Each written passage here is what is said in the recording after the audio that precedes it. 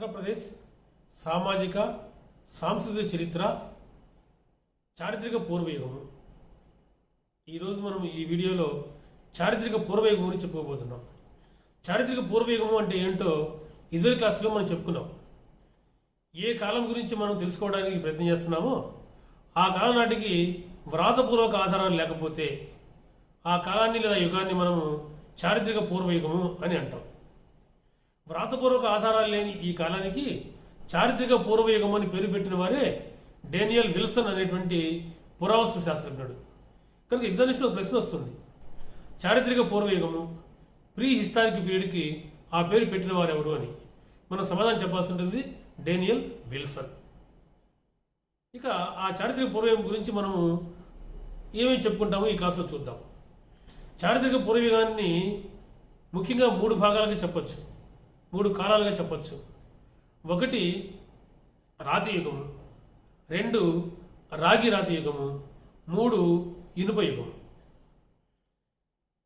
రాతి యుగము, రాగి రాతి యుగము, ఇనుప యుగము. మళ్ళీ రాతి యుగాన్ని 3 భాగాలుగా చెప్పుకుంటాం, పాత రాతి యుగము, మధ్యరాతి యుగము, కొత్త రాతి యుగము అని. కనుక ఈ విభజన ఎలా చేస్తామని అంటే, నిజానికి రాతి యుగమే చాలా కాలం నడిచింది. 1,00,000 ఏళ్ళు పైచిలకు మానవుడు కేవలము రాతి పనిముట్లు మాత్రమే వాడాడు. అలా అయితే ఆ కాలం గురించి మనం తెలుసుకోవడానికి పురావస్తు ఆధారాలే ముఖ్యం. కాబట్టి మొదట్లో మనము ఏ శాస్త్రజ్ఞులు, ఏ పురావస్తు శాస్త్రజ్ఞులు ఎక్కడెక్కడ ఏ పనిముట్లు కనుక్కున్నారో మీకు నేను ఒక వరుస క్రమంలో చెప్తాను. ఎగ్జామినేషన్ పాయింట్ ఆఫ్ వ్యూలో ఇవన్నీ కూడా ముఖ్యమైన ప్రశ్నలుగా మనకు వస్తాయి. అట్లా అది అయిపోయాక ఆ దొరుకుతున్న ఆధారాలు బట్టి చరిత్రకారుడు ఏ రకంగా విభజించాడు వీటిని, ఆ కాలంలో మానవునికి జీవితం ఎట్లా ఉంది, వీటి గురించి మనం చూద్దాం. దీని ప్రారంభ క్రమాన్ని కనుక మనం చూసే పని అయితే 1842లో కల్లల్ మిడోస్ టేలర్ అతని పేరు. 1842 సంవత్సరం కల్లల్ మిడోస్ టేలర్ ఇతను తన గార్డెన్లో పనిచేసుకుంటున్నప్పుడు కొన్ని రాతి పనిముట్లు లభించాయి. ఇది రాయచూరికి సమీపంలో నుండి లింగ సగూర్ అనేటువంటి ప్రదేశం ఉంది.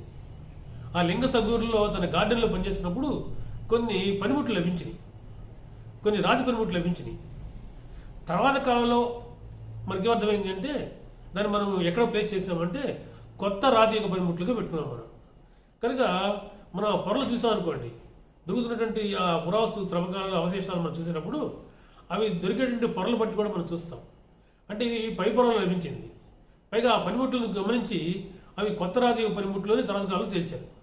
కనుక ఈ కల్లల్ మిడోస్ టేలర్ నిజానికి పురావస్తు కాకపోయినప్పటికీ అతని ఫైండింగ్స్ తోటి ఈ యొక్క ప్రారంభం మనకు కనబడుతుంది. ఇక దీని తర్వాత 1865లో ఏబి వైనే అతని పేరు, ఏబి వైనే పురావస్తు శాస్త్రజ్ఞుడు. ఇతను 1865లో గోదావరి నదీ తీరం ఉంది, గోదావరి బంకమట్టి ప్రాంతాలు, రాతి పొరల ప్రాంతాలు, అక్కడ ఒక రాతి బాకుని జంతువుల అవశేషాలని కనుగొన్నాడు. ఈ ఎగేట్ రాతి బాకు జంతువుల అవశేషాలు అనేటువంటిది ఏబి వైనే 1865లో గోదావరి బంకమట్టి రాతి పొరల్లో కనుగొన్నాడు. ఇది రాతి యుగానికి చెందినటువంటి పనిముట్లలో ఒకటి. మనం తర్వాత చూద్దాం. ఇక ఈ ఏబి వైనే తర్వాత పురావస్తు శాస్త్రాన్ని పెద్ద ఎత్తున పరిశోధన చేసిన వాడు, దక్షిణ భారతదేశ చారిత్రక పూర్వయుగ పరిశోధక పితామహుడిగా పిలువబడుతున్న వాడు Robert Bruce Foote. Robert Bruce Foote పెద్ద ఎత్తున ఆంధ్రదేశంలో త్రవ్వకాలు జరిపి అనేకమైన కొత్త కొత్త విషయాలని, కొన్ని కొత్త కొత్త పరికరాలని కనుగొన్నాడు. ఈయన 1884-1885లో మద్రాసు సమీపంలోని పల్లవరంలో ముందు కొన్ని జంతువుల శిలాజాలు కనుగొన్నాడు. చనిపోయిన జంతువుల యొక్క ఎముకలు, వీటికి సంబంధించిన శిలాజాలని నేను కనుగొన్నాడు. 1892లో ఇదే పల్లవరంలోనే ఈయన చేతి గొడ్డళ్ళు, హ్యాండ్ యాక్సెస్ కనుగొన్నాడు. ఈ చేతి గొడ్డళ్ళు అత్యంత ప్రాచీనమైనవి, ఆ తర్వాత క్లాస్లో చెప్పుకోబోతున్నాం. కనుక 1892లో పల్లవరంలో ఈయన చేతి గొడ్డలు కనుక్కోవడంతో నిజానికి ఒక అద్భుతమైన పరిశోధనకి దారితీసింది. అలాగే ఈయన నెల్లూరు జిల్లా పెన్నా నదీ తీరంలో ఒక 28 క్వార్టజైట్ పరికరాలు కనుగొన్నాడు. క్వార్టజైట్ అంటే స్ఫటిక రాయి. స్ఫటికంతో కూడినటువంటి 28 పరికరాలని, రాతి పరికరాలని ఈయన నెల్లూరు జిల్లా పెన్నా నదీ తీరంలో కనుగొన్నాడు. అదేవిధంగా గుంటూరు జిల్లా గుంటూరు జిల్లా వడ్లమానులో ఈయన ఒక రాతి గొడ్డలి కనుగొన్నాడు. కనుక రాబర్ట్ బ్రూస్ఫుడ్ కనుగొన్న వాటిల్లో 1884-85లో మద్రాసు చెంత పలవరంలోని జంతువుల శిలాజాలు, 1892లో చేతి గొడ్డళ్ళు, నెల్లూరు జిల్లా పెన్నా నదీ తీరంలో 28 స్ఫటిక పరికరాలు, గుంటూరు జిల్లా వడ్లమానులో రాతి గొడ్డలి, ఇవి ముఖ్యమైనవి. ఇవి కాకుండా దాదాపుగా యావత్ ఆంధ్రాలో రకరకాల పరికరాలు లభించాయి మనకి. అందువల్ల ఈయన్ని మనం దక్షిణ భారతదేశ చారిత్రక పూర్వయుగ పరిశోధక పితామహుడు అని పిలుస్తున్నాం రాబర్ట్ బ్రూస్ఫుడ్ను. ఇక దీని తర్వాత కొనసాగించిన వాడు ఫ్రాంక్ పి మాన్లే. ఈ ఫ్రాంక్ పి మాన్లే తిరిగి పెన్నా నదీ తీరంలో పాత రాతియుగ పనిముట్లు అంటే చేతిగొడ్డలు లాంటి వాటిని కనుగొన్నాడు ఈయన కూడా. ఆ తర్వాత చెప్పుకోదగ్గ చారిత్రక పరిశోధకుడు హెచ్డి సంకాలియా. ఈయన గోదావరి నదీ తీరంలో కొన్ని ఇందాక మనం చెప్పినటువంటి కాలాలలోని మధ్య రాతియుగ పనిముట్లు కనుగొన్నాడు ఈయన. మధ్య రాతియుగము పెచ్చు పనిముట్లకు ప్రసిద్ధి, అది చెప్పుకోబోతున్నాం ఈ క్లాసులో. కాబట్టి ఆ పెచ్చు పనిముట్లు కనుగొన్నవాడు గోదావరి నదీ తీరంలో హెచ్డి సంకాలియా.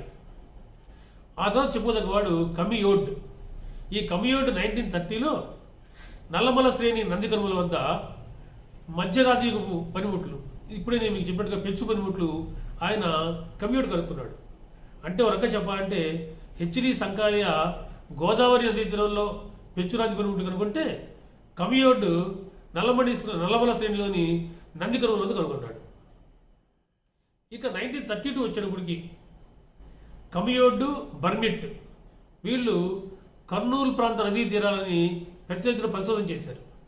రకరకాల పనిముట్లు కనుగొన్నారు వాళ్ళు. ఆదిమానవ వాడినటువంటి రకరకాల పనిముట్లు కనుగొని వాటి యొక్క విభజన ఆధారంగా సిరీస్ 1, సిరీస్ 2, సిరీస్ 3, సిరీస్ 4 అని 4 రకాలు విభజించారు వాళ్ళు. అంటే సిరీస్ 1 అంటే అత్యంత ప్రాచీనం, సిరీస్ 2, సిరీస్ 3, సిరీస్ 4 ఇట్లా. సో ఇది పూర్తయ్యేటప్పటికి దాదాపుగా చాలా అంశాలు మనకు తెలిసినాయి. కనుక వాటి ఆధారంగా మళ్ళీ మనం ఆ రాతియుగం గురించి అంశాలు చెప్పుకోబోతున్నాం. రాతియుగాన్ని మనం 3 రకాలు చెప్పుకున్నాం. ఒకటి పాత రాతియుగము, మధ్య రాతియుగము, కొత్త రాతియుగము. కనుక వాటి గురించి మనం ఇప్పుడు చెప్పుకోబోతున్నాం. అయితే ఈ మొత్తము ఈ పరికరాలకు సంబంధించి దీనికి మద్రాసు ప్రాచీన శిలాయుగ పరిశ్రమ అని పీటర్సన్ అనే పేరు పెట్టాడు. కనుక ఈ మన ఆంధ్ర ప్రాంతానికి మిగతా మొత్తం దక్షిణ ప్రాంతానికి చెందినటువంటి దానికి పెట్టిన పేరు మద్రాసు ప్రాచీన శిలాయుగ పరిశ్రమ. మద్రాసు ప్రాచీన శిలాయుగ పరిశ్రమ అని పేరు పెట్టినవాడు పీటర్సన్. ఈయన కొర్తలయార్ నదీ తీరంలో కొన్ని పరిశోధనలు చేసి చేతిగుడ్డలు కనుగొని దాని ఆధారంగా ఆయన ఈ మొత్తానికి మద్రాసు ప్రాచీన శిలాయుగ పరికరాల పరిశ్రమ అని పేరు పెట్టాడు. కనుక ఈ రకంగా ఒక్కోటి కనుక్కోవడంతో మనకి ఈ త్రవ్వకాల ఆధారంగా ఆయా కాలాలు చెప్పుకోవాల్సినటువంటి అవకాశం మనకు లభించింది. కనుక దాంట్లో అత్యంత ప్రాచీనంగా మనము పాత రాతియుగంతో ప్రారంభిస్తాం. ఇప్పుడు మనం పాత రాతియుగానికి సంబంధించిన అంశాలని చెప్పుకోబోతున్నాం. కనుక పాత రాతియుగం, ఈ పాత రాతియుగము క్రీస్తుపూర్వము 150,000 ఏళ్ల క్రితం ప్రారంభమై క్రీస్తుపూర్వం 25,000 ఏళ్ళకు ఉంది. అంటే సుమారుగా 75,000 ఏళ్ల కాలము పాత రాతియుగమే మనకు కనపడుతుంది. ఇప్పుడే మీకు నేను చెప్పినట్లుగా ఈ యొక్క అభివృద్ధి దశ చాలా నెమ్మదిగా జరిగింది. సుమారుగా 75,000 ఏళ్ళు ఒకే రకం పనిముట్లని అతను వాడాడు. ఆ కాలపు నాటి మానవుడు పసుపు రాయుడు. అందువల్ల అతను ఎటువంటి పనిముట్లు వాడాడో మనకి ఏం తెలుస్తుంది అంటే అతను వాడిన పనిముట్లలో ముఖ్యంగా చేతి గొడ్డళ్ళు, గండ్ర గొడ్డళ్ళు, చెక్కుడు పరికరాలు అను పేర్ల మీద పిలువబడేటువంటి రాతి పనిముట్లు లభించాయి. ఇవన్నీ రాతితో చేసినవే. చేతి గొడ్డళ్ళు, గండ్ర గొడ్డళ్ళు, చెక్కుడు పరికరాలు వీటిని వాడాడు ఇతడు. అయితే ఈ పరికరాలు వాడేటప్పుడు ఆ మానవుడు ఎక్కడెక్కడ ఉన్నాడో అక్కడ దొరికిన రాళ్ళని వాడాడు. ఉదాహరణకి కడప, కర్నూలు ప్రాంతంలో ఇటువంటివి పలుగు రాళ్ళు ఎక్కువ లభించాయి. అదేవిధంగా తుంగభద్ర, కృష్ణ, పెన్నేరు నదీ తీరాలలో క్వార్టజైట్ రాళ్ళు, స్ఫటిక రాళ్ళు ఎక్కువ లభించాయి. ఇక గోదావరి ప్రాంతం, దిగువ గోదావరి లోయలో క్వార్టజైట్, చెట్టు, చాల్సిడెని ఈ రాళ్ళు లభించాయి మనకు బాగా. అదేవిధంగా ఏటూరు నాగారం అడవుల్లో కనుక అయ్యే పని అయితే ఇవి అడవులు, అక్కడ రాళ్ళ కన్నా కూడా చెట్లు ఎక్కువ ఉంటే మనకు తెలుసు. అక్కడ శిలాజ కొయ్యలు లభించాయి, అంటే చెక్కలు, అంటే చెక్క శిలాజంగా మారిపోయిన రూపాలు మనకు లభించాయి. కనుక పాతరాతి యుగానికి సంబంధించి మనకి ఎక్కువగా లభించినవి చేతి గొడ్డళ్ళు, గండ గొడ్డళ్ళు, చెక్కుడు పరికరాలు అని రాతి పరికరాలే. దీన్ని బట్టి అతను ఎటువంటి జీవితాన్ని గడిపాడనే దాన్ని మనము అంచనా వేయచ్చు. యుగమానవుడి గురించి ఇప్పుడు మీకు చెప్పాను నేను. అతను దాదాపుగా పశుప్రాయుడు. ఈ రాళ్ళు లాంటివి దొరికితే ఈ రాళ్ళని విసిరి కొట్టి జంతువులు వేటాడేవాడు. అందువల్ల ఈ కాలంలో ఈ పాతరాతి యొక్క జీవన వ్యవస్థ ఎలా ఉంది అంటే ఇతని ఆహారం ప్రధానంగా గింజలు, చెట్ల వేర్లు, జంతు మాంసం. కాబట్టి గింజలు ఎలుగు తినేవాడు. అదేవిధంగా చెట్ల వేర్లు, కొన్ని చెట్లని ఇప్పుడే మనం చెప్పుకున్నాము, చెక్కుడు పరికరాలు ఉన్నాయి, గండగొడ్డలు ఉన్నాయి. వీటి ఉపయోగించి చెట్లు నరికేవాడు. చెట్లు నరికి ఆ వేర్లు తీసేవాడు. కొన్ని వేర్లు వాడు తింటుండేవాడు. కనుక ఈ గింజలు ఏరుకోవడం, చెట్ల వేర్లు నరికి తీసుకోవడం, వాటి తినడం, జంతువులు వేటాడటం. అంటే ఆ జంతువులు వేటాడటం అనేది వేట స్థాయిలో ఉండదు. జంతువులు కనపడితే దొరికిన రాటిని విసిరేసి వాటి మీద కొట్టి చంపి ఆ జంతు మాంసం తినేవాడు. కనుక ఇది వాళ్ళ యొక్క ఆహారం. కనుక ఇతను ఇప్పుడు మనం చెప్పినట్టు రాతి గొడ్డళ్ళు, బొరిగలు లాంటి వాటిని ఉపయోగించి ఈ పెద్ద పులుల్ని వేటాడటం, ఇతర జంతువులు వేటాడటం, వాటి యొక్క వెంట్రుకలు తీసేయటం, చర్మం వలవడం లాంటి వాటిని ఈ రాతి పనిముట్లు వాడి చేసేవాడు. అట్లాగే చెట్లను నరకడము, చెట్ల వేరం తవ్వడం వంటి పనులు చేసేవాడు. అందువల్ల ఈ పరికరాలతోటి ఇటువంటి ఆహారాన్ని సంపాదించుకునేవాడు. ఇటువంటి రాతి గొడ్డళ్ళు, బొరిగలు ఉపయోగించడం అనేది కేవలం ఆంధ్రదేశంలోనే కాదు, ప్రపంచమంతా కూడా ఒక పరిణామ క్రమంలో జరుగుతుంది.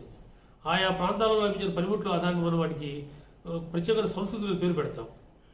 అశూలియన్ సంస్కృతి కూడా ఇటువంటి పనిముట్లే వాడటం వల్ల, అశూలియన్ ప్రాంతాల్లో కూడా ఇటువంటి పనిముట్లే వాడటం వల్ల మనము ఆంధ్రదేశంలో ఉన్నటువంటి ఈ పాతరాతి యొక్క జీవన సంస్కృతిని మనము అశూలియన్ సంస్కృతి అని పిలుస్తాం. మానవుడి యొక్క ఆకారము నీగ్రిటో తెగ లక్షణాలని పోలి ఈ కాలంలో మనకు కనపడుతుంది.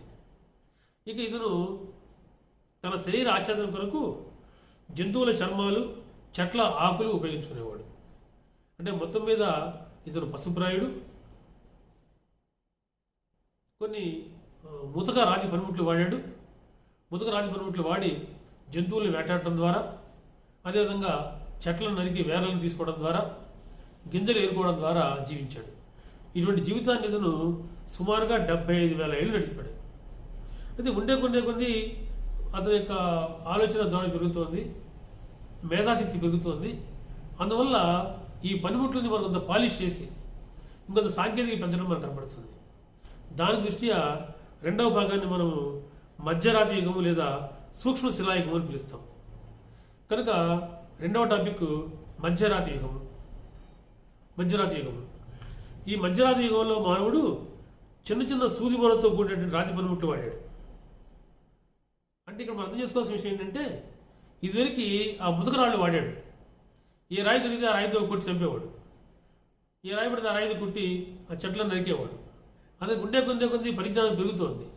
ఆ రాయి కనుక సూది మొరలాగా, ఆ మొర కనుక ఉండే పని అయితే, ఆ సూది మొర లాంటివి ఉంటే ఎక్కువ మనకు ఉపయోగపడుతుంది అనే విషయం అతను గమనించాడు. అందువల్ల ఈ యుగంలో అతను పెద్ద పెద్ద పనిముట్లు వాడకుండా, రాతి పనిముట్లు వాడకుండా చిన్న చిన్న రాతిని తీసుకొని వాటి సూది మొరలు ఏర్పాటు చేసుకునేవాడు. దాంతోపాటుగా పై పెచ్చులు చేసేవాడు. అందువల్ల చిన్న చిన్న పనిముట్లు వాడటం వల్ల యుగాన్ని సూక్ష్మ శిలాయుగము అని పిలుస్తాం మనం. మైక్రోలిథిక్ ఏజ్ అని పిలుస్తాం మనం. అదేవిధంగా రాళ్లకు ఒకవైపు పెచ్చులు తీసేవాడు, అది ఆ సూది మొరగా తయారు చేయడం వరకు. అందువల్ల దీన్ని పెచ్చు పనిముట్ల సంస్కృతి, ఫ్లేక్ టూల్స్ కల్చర్ అని కూడా అంటాం. కనుక ఫ్లేక్ టూల్స్ని ఆదిమానవుడు ఏ యుగంలో వాడాడు అంటే మనం చెప్పుకుంటాము మధ్యరాతి యుగంలో అని. కనుక మధ్యరాతి యుగానికి 2 పేర్లు. ఒకటి సూక్ష్మ శిలాయుగం, చిన్న చిన్న రాతి పరికరాలు వాడాడు కాబట్టి ఆ పేరు పెట్టాం. 2 పెచ్చు పనిముట్ల యుగము. పెచ్చు పనిముట్ల యుగం ఎందుకంటున్నామంటే ఆ రాతికి పెచ్చులు తీసి సూది మొరలాగా తయారు చేసి వాడాడు కాబట్టి దాన్ని మనం పెచ్చు పనిముట్లు ఇవ్వమంటున్నాం మనం. ఇంతకుముందు మనం చెప్పినట్టుగా కమియోడ్ 1930లో ఈ పెచ్చు పనిముట్లనే నల్లమల్ల శ్రేణిలోని నందికను వద్ద కనుగొన్నాడు. అదేవిధంగా హెచ్డి సంకాలియ గోదావరి నది తీరంలో కనుగొన్నాడు. ఇక ఈ యుగంలో లక్షణాలుగా మనం చూసేప్పుడైతే చెకుముకి రాళ్ళు, స్ఫటికము అంటే క్వార్టజైట్, కురువిందము, చాసిడ్ అని ఈ రాళ్లను ఈ యుగంలో ఎక్కువగా వీళ్ళు వాడారు. ఇటువంటి రాళ్ళు, ఇటువంటి పరికరాలు ఎక్కడెక్కడ లభించినాయి అంటే దాదాపుగా పాతరాతి యుగం ఎక్కడైతే ఇటువంటి పనిముట్లు లభించినాయో అన్ని చోట్ల ఈ మధ్యరాతి యుగ లక్షణాలు కనపడుతున్నాయి. అంటే ప్రతి చోట మానవుడు పెరిగాడు. పాతరాతి యుగంలోని మానవుడు ఎక్కువగా నదీ తీరాల్లో, నదీ పరివాహక ప్రాంతాల్లో ఉన్నాడు. మధ్యరాతి యుగంలో కూడా ఈ నదీ పరివాహక ప్రాంతాలు ఏవైతే ఎదుర్కొన్నాయో అక్కడ అన్ని చోట్ల ఇది లభించాయి. వీటితో పాటుగా కొన్ని ఎత్తైన ప్రదేశాల్లో కూడా లభించినాయి. ఉదాహరణకి గిద్దలూరు ప్రకాశం జిల్లా, నాగార్జునకొండ నల్గొండ కర్నూలు బోర్డర్, కొండాపూర్ కరీంనగర్, ఎర్రకంక మండలం విశాఖపట్నం ఇలాంటి చోట్ల కూడా మనకి ఈ టైపు పనిముట్లు లభించాయి. కనుక మనం ఏం చెప్పొచ్చు అంటే ఇదివరకు నదీ తీరాల్లో నివసించిన మానవుడు అక్కడతో పాటుగా కొన్ని ఎత్తైన ప్రదేశాల్లో కూడా జీవించడం యుగంలో ప్రారంభించాడు. ఇంకో ముఖ్యమైన విషయం ఏంటంటే యుగంలో అతని జీవన వ్యవస్థలో కూడా ఒక ముఖ్యమైన మార్పు వచ్చింది. అది వేట ఆహార సేకరణ దశ అంటాం మనం. కనుక యుగ మానవుడు వేటాడటం, ఆహారం సేకరించడానికి నేర్చుకున్నాడు. ఇంతకుముందు కేవలము గింజలు మాత్రమే దొరికితే తీసి తినేవాడు. చెట్ల వేర్లు మాత్రమే ఇతను సంపాదించుకునే స్థాయిలో ఉండేవాడు. ఇప్పుడు ఆహారం సేకరించడం ప్రారంభించాడు. వేట పెరిగింది. వేట పెరగడానికి ఇందాక మనం చెప్పినటువంటి ఆ రాజు పనులు పనిచేసింది. ఈ యుగంలో వచ్చేప్పటికి ఇతను పెద్ద పుల్లు ఇదివరకు చెప్పుకున్నాం కాకుండా ఖడ్గమృగము, దుప్పి, పంది, ముంగిస, ఎలుకలు ఇటువంటి వాటిని వేటాడటం ప్రారంభించాడు. ముఖ్యంగా చేపలు పట్టడం ఈ యుగంలో నేర్చుకున్నాడు. ఇలా చేపలు పట్టడానికి, వేటాడడానికి ఇతను రాతి కత్తులు, బొరిగెలు, గీకుడు రాళ్ళు, బాణముఖాలు ఇటువంటి పరికరాలు తయారు చేస్తున్నాడు. కనుక ఇవన్నీ కూడా రాతి పనిముట్లు. రాతి కత్తులు, బొరిగెలు, గీకుడు రాళ్ళు, బాణముఖాలు అంటే బాణం ఉన్నటువంటి ముఖాలు లాంటి వాటిని తీసుకొని వాటిని ఒక కర్ర భాగం తీసుకునేవాడు. కర్రతో కానీ ఇముతో కానీ తీసుకొని పై భాగంలో పెట్టి తాపడం చేసేవాడు. కనుక ఈసారి రాతి పనిముట్ల విశేషం ఏంటంటే ఇదివరకు రాతి పనిముట్లని డైరెక్ట్గా వాడేవాడు. ఇప్పుడు రాతి పనిముట్లని ఒక కర్రతో కానీ ఎముకతో కానీ తాపడం చేసి వాడటం ప్రారంభించాడు ఈ యుగంలో. ఈ యుగము లక్షణము కాస్పియన్ సముద్ర తీర ప్రాంతాల్లో మనకు కనబడుతుంది. అందువల్ల కాస్పియన్ సముద్ర తీర ప్రాంత పరికరాలను పోలి ఆంధ్రదేశంలో మధ్యరాతి యుగంలోని పనిముట్లు మనకు కనబడుతున్నాయి. అదేవిధంగా మధ్యరాతి యుగం వచ్చేప్పటికీ మరొక ముఖ్యమైనటువంటి అంశం ఏంటంటే చిత్రలేఖనం ప్రారంభమైంది. విశేషం ఏంటంటే మానవుడు మొట్టమొదటిసారిగా నేర్చుకున్నది పెయింటింగ్సే, చిత్రలేఖనమే. కనుక యుగం వచ్చేప్పటికి ఇతను ఏమైతే వాడు ఆ యొక్క జంతువులు వేటాడుతున్నాడో వాటి బొమ్మల్ని రాతి గోడల మీద చిత్రించడం ప్రారంభించాడు. దుప్పి, కొమ్ముల లేడి, జింక, నక్క, హైనా, కుక్క ఇటువంటి వాటితోటి ఈ యుగంలో చిత్రాలు వేసినట్టుగా మనకి ఆధారాలు లభిస్తున్నాయి. దాంతోపాటుగా కొన్ని మానవ రూపాలు కూడా అతను బొమ్మ రూపంలో వేస్తున్నాడు. అంటే తన బొమ్మ తను వేసుకోవడం ప్రారంభించాడు. కొన్ని చేతి ముద్రలు కూడా మనకు లభించాయి ఆ రాళ్ళ మీద. ఇవి ముఖ్యంగా మనకి 3 చోట్ల లభించినాయి. మధ్యరాతిగా చిత్రలేఖలు లభించిన ప్రదేశాలు. 1 కన్నెమడుగుల బుగ్గ, కేతవరం, కర్నూలు. 2 ఆదోని, చింతకుంట, దాపల్లె ఇవి కడప జిల్లాలో. అలాగే బూదగని అనంతపురం జిల్లాలో. ఈ ప్రాంతాలలో మధ్యరాతియుగపు చిత్రలేఖనం కనపడుతుంది. వీళ్ళు ఈ చిత్రాలు వేయడం కోసం ఎక్కువ ముఖ్యంగా జేగురు రంగు, ఇరుపు కావి రంగుని వాడారు. కనుక మధ్యరాతియుగం వచ్చేప్పటికి మానవుడు వేట ఆహార సేకరణ దశకు చేరుకున్నాడు. ఇది 25,000 BC నుంచి 5,000 BC దాకా నడిచింది. ఇక ఉండే కొద్ది పనిముట్లు వాడకం యొక్క నైపుణ్యత పెరుగుతూ వస్తుంది.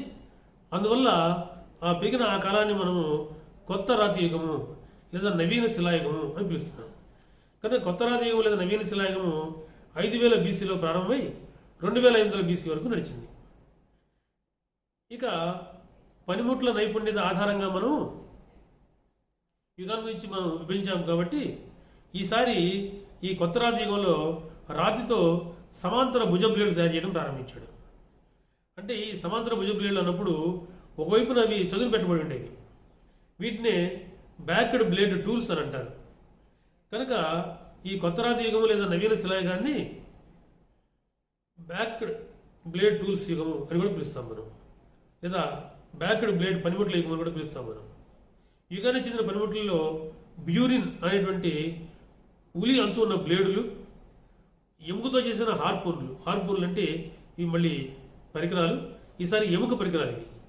అలాగే కొమ్ములతో చేసిన పనిముట్లు వాడాడు. అంటే రాతి పనిముట్లు ఎక్కువ వాడాడు. రాతి పనిముట్లతో పాటుగా ఇంతకుముందు మనం చేసుకున్నాం మధ్యరాతి యుగంలో ఎముకను ఉపయోగించి ఆ రాతిముట్లు తాపన చేసేవాడు. ఇప్పుడు వచ్చేప్పటికి ఎముకతో కూడా మనకి పరికరాలు తయారు చేయడం మనం చూస్తాం. ఆ ఎముకతో పనిచేసిన పరికరాలనే మనం హార్పూన్లు అంటున్నాం. అలాగే ఈ కొమ్ములతో చేసిన పనిముట్లు కూడా ఇతను వాడాడు. అందులో యుగంలో బ్యూరిన్ అనేటువంటి ఉలి అంచు బ్లేడ్లు, ఎముకతో చేసిన హార్పూన్లు, కొమ్ములతో చేసిన పనిముట్లు ఎక్కువగా మనకు కనపడతాయి. ఇవి ఎక్కడెక్కడ లభించినాయి అని మనం చూస్తే మళ్ళీ తిరిగి ముఖ్యంగా 3 చోట్ల. ఒకటి ముచ్చట్ల చింతబాను గుహ, ఇక్కడ రుబ్బుడు రాతి పరికరాలు లభించినాయి, రుబ్బుడు రాతి పలకలు లాంటివి లభించినాయి. 2 కర్నూలు గుహలు, ఇక్కడ ఎముక పనిముట్లు లభించాయి. 3 బిల్ల సర్గం గుహలు, ఇక్కడ కూడా ఎముక పనిముట్లు లభించాయి. కనుక ఈ 3 కూడా ఈ కొత్త రాతి యుగపు పరికరాలు మనకి లభించినాయి. వీటిని బట్టే అతను వీటిని ఎక్కువ వాడాడేమని చెప్పుకుంటాం. నాగార్జునకొండ ప్రాంతం ఉంది. ఈ నాగార్జునకొండ ప్రాంతంలో కనుక అయితే మొత్తము సిరీస్ లభించాయి. అంటే అక్కడ పాతరాతి యుగపు చేతి కొట్టినటువంటి పనిముట్లు, మధ్యరాతి యుగపు సూక్ష్మశిలాయుగ పనిముట్లు, కొత్త రాతి యుగపు బ్యాక్డ్ బ్లేడ్ టూల్స్ కూడా లభించాయి. కనుక కొత్త రాతి యుగంలో ఉన్నటువంటివి ముఖ్యంగా ఇవి. ఇక మనం చెప్పుకున్న మానవ యొక్క మేధస్సు పెరుగుతుంది, దాని ఆధారంగానే కొత్త పనిముట్లు వస్తున్నాయి. ఈ కాలం వచ్చే సమయంకి ఇతని యొక్క జీవన వ్యవస్థ ఆహార సేకరణ దశ నుంచి ఆహార ఉత్పత్తి దశకి చేరుతుంది. కనుక కొత్త రాతి యుగం ఇంకొంత మార్పులకు లోనైన యుగం. మానవ జీవనము పెద్ద ఎత్తున మార్పులకి లోనైంది. ఆహార సేకరణ దశ నుంచి ఆహార ఉత్పత్తి దశకి చేరుకున్నాడు. ఆహార ఉత్పత్తి దశలో మనకి 2 అంశాలు కనపడతాయి. ఒకటి పశుపోషణ, 2 వ్యవసాయ పనులు. కనుక పశుపోషణ, వ్యవసాయ పనులు ప్రారంభమైన కాలమే కొత్త రాతి యుగం. ఇదివరకు జంతువుల్ని వేటాడాడని చెప్పున్నాం మనం. ఆ వేటాడిన జంతువుల్ని సారి ఈ యుగంలో మచ్చిక చేసుకోవడం ప్రారంభించాడు. ఈ మచ్చిక చేసుకొని వాటి పాలు లాంటి వాటిని స్వీకరించడం ప్రారంభించాడు ఆహారంగా. అందులో ఇది ముఖ్యమైన మార్పు యుగంలో పశుపోషణ. ఈ పశుపోషణ కూడా ఎక్కువగా ఆవులు, ఎద్దులు, గొర్రెలు, మేకలు, మనకి పాల ఉత్పత్తులు ఏవైతే వస్తున్నాయో, పాలు ఎక్కడి నుంచి వస్తాయో అటువంటి పశువుల్ని మొదట్లో ఇది బాగా పోషించడం మనకు కనబడుతుంది. అలాగే ఇంతకుముందు మనం చెప్పుకున్నాం పాతరాతి యుగంలో కేవలం గింజలు ఏరుకు తినేవాడు. మధ్యరాతి యుగం వచ్చేప్పటికి ఆహారాన్ని సేకరించేటువంటి ఎక్కడెక్కడైతే మనకి దొరుకుతాయో ఈ పంట భూములు లాంటి వాటిని అక్కడికి వెళ్ళి తెచ్చుకోవడం ప్రారంభించాడు. ఇక యుగం వచ్చేప్పటికి ఇతనే సొంతంగా పంటలు పండించడం ప్రారంభించాడు. కనుక కొత్త రాతి యుగ మానవుడు రాగులు, ఉలవలు, పెసలు వంటివి పండించడం కూడా ప్రారంభించాడు. మరి అలా పంటలు పండించాలి అంటే భూమిని దున్నాలి. మనకు తెలుసు, భూమిని దున్నడం కూడా యుగంలో ప్రారంభమైంది. కర్రు, మనం గ్రామాల్లో చూస్తాం కర్రులు. అటువంటి కర్రులు ఇతను మనం ఉన్న కర్రును తీసుకొని దాన్ని కర్రకు బిగించేవాడు. బిగించి భూమిని దున్నడం ప్రారంభించాడు. అదేవిధంగా ఇదే యుగ మానవుడికి కుమ్మరి చక్రం, కుండలు తయారు చేయటం అలవాటైంది. మధ్యరాతి యుగ మానవుడు చేతితో కుండలు తయారు చేసేవాడని తెలుస్తోంది. కొత్త రాతి యుగ మానవుడు వచ్చేప్పటికి కుమ్మరి చక్రం తోటి కుండలు తయారు చేయడం ప్రారంభించాడు. ముఖ్యంగా నిప్పులు రాజేయటం ఈ యుగంలోనే మానవుడికి తెలిసింది. కనుక కుమ్మరి చక్రము, నిప్పులు రాజేయటము ఇది ఒక నాగరిక విప్లవం. అందువల్లే గార్డెన్ చైల్డ్ అనే ఆయన కొత్త రాతి యుగాన్ని నాగరిక విప్లవము అని పిలిచాడు. వీటితో పాటుగా ఎప్పుడైతే పశుపోషణ పెరుగుతుందో, పేడ ఎక్కువగా లభిస్తుంటుంది. మహబూబ్నగర్ జిల్లా ఉట్నూరు వద్ద కొన్ని పేడ కుప్పలు తగలబడినటువంటి మసి దిబ్బలు లభించాయి. కనుక మసి దిబ్బలు ఎక్కువగా ఎక్కడ లభించినాయి అంటే మనం సమాధానం చెప్తాం, మహబూబ్నగర్ జిల్లాలోని ఉట్నూరు వద్ద. అయితే ఈ మసి దిబ్బలు అంటే పేడ తగలబడింది. పేడ తగలబడ్డదానికి కారణం ఏమిటి అని ఆలోచించేటప్పుడు రాబర్ట్ బ్రూస్ఫుడ్ అంటున్నాడు, ఈ పేడ మొత్తం ఒక చోట వాళ్ళు పడేసేవాళ్ళని, అది ఎండాకాలంలో బాగా వేడి ఎక్కువగా ఉండటం వల్ల తగలబడి ఉంటాయి అని. కనుక ఎండాకాలంలో పేడ కుప్పలు తగలబడటం ద్వారా ఈ మసిదిబ్బలు ఏర్పడ్డాయని రాబర్ట్ బ్రూస్ఫుడ్ అంటున్నాడు. అయితే ఆల్చిన నేతను అలా కాకుండా కొన్ని కర్మకాండాల కొరకు ఆ పేడని వాడి ఉంటారు, తద్వారా మసిదిబ్బలు వాడి ఉండొచ్చు అనేది ఆయన ఆలోచన. ఏది ఏమైనా మసిదిబ్బలు లభించిన కాలము కొత్త రాతి యుగము. ఇక కొత్త రాతి యుగంలోనే చిత్రలేఖనం కూడా కొనసాగింది.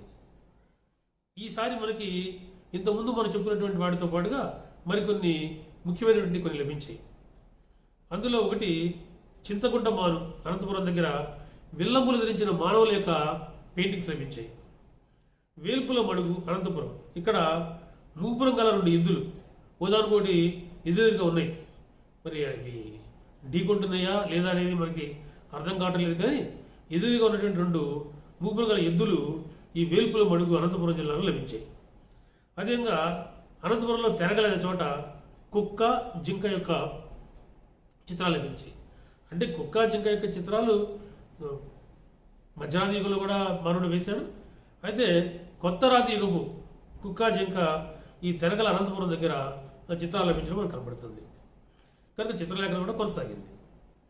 ఇంకొక ముఖ్యమైన విషయం, ఈ యుగంలో మృతదేహాలను బహుశా భూస్థాపితం చేసేవాళ్ళు. అంటే పూర్వకాలాల్లో మృతదేహాలను వదిలేసేవాళ్ళు గాలికి, ఎండకి. కానీ కొత్త రాతి యుగం వచ్చేప్పటికి వాటిని ఖననం చేయడం ప్రారంభించాడు. మనకి యుగానికి చెంది ఒక కొండ లభించింది ఒక ఇంటి సమాధిలో. ఆ కొండలో ఒక శిశువు యొక్క కళేబరం లభించింది.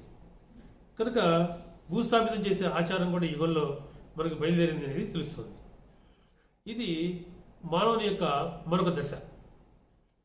ఇక ఇక్కడ నుంచి మానవుడు రాగిని కనుక్కోవటం, దాంతో రాగి రాతియుగం ప్రారంభం కావటం, ఆ తర్వాత ఇనుమును కనుక్కోవడం, ఇనుపయుగం ప్రారంభం కావటం, ఇవి మనకు వస్తాయి. సో వీటిని మనం నెక్స్ట్ వీడియోలో చూద్దాం. మీ మల్లికార్జునరావు.